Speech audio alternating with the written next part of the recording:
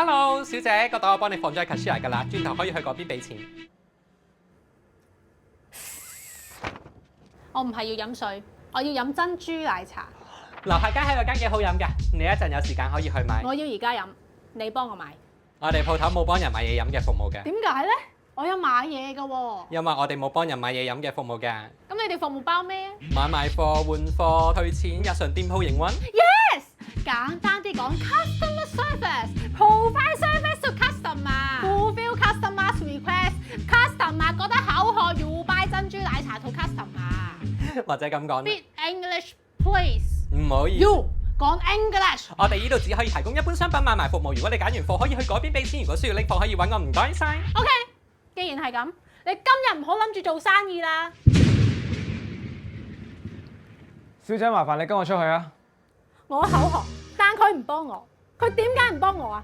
佢憑咩唔幫我啊？佢作為店員，係咪應該要處理呢件事啊？我一直叫佢用英文同我溝通，佢就一路喺度同我講廣東話。我係香港，點解佢一直同我講廣東話？作為一個鋪頭嘅店員，連基本英文都唔同我講，唔識講，做咩服務業啊？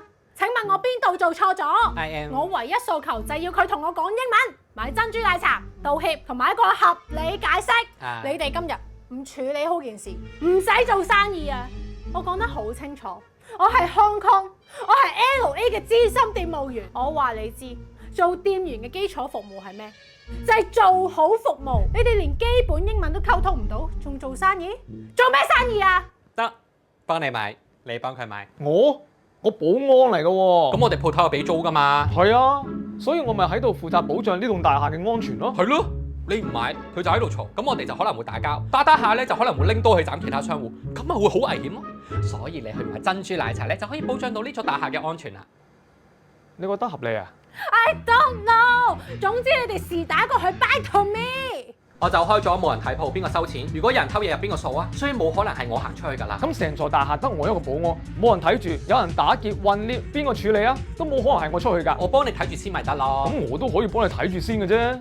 你唔幫我啫？你知啲貨擺邊咩？收錢你識入機咩？咁你都幫唔到我睇㗎。有賊嚟打劫，你夠臭咩？你唔好玩啦！無啦啦點會有賊打劫啊？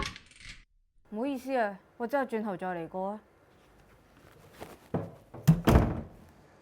嗱，冇計啦，我唔走得開。唉，真係咁冇辦法啦。而家得你一個出到。我去啦，真係麻煩啊！有咩啊？一力多綠茶，酒冰半糖。我要個普通冬瓜茶，樓下有一間，你唔識問就得㗎啦。得啦，仲細咩？老豆有方法㗎啦。喂，唔該晒你啊！轉頭 pay me 你啊！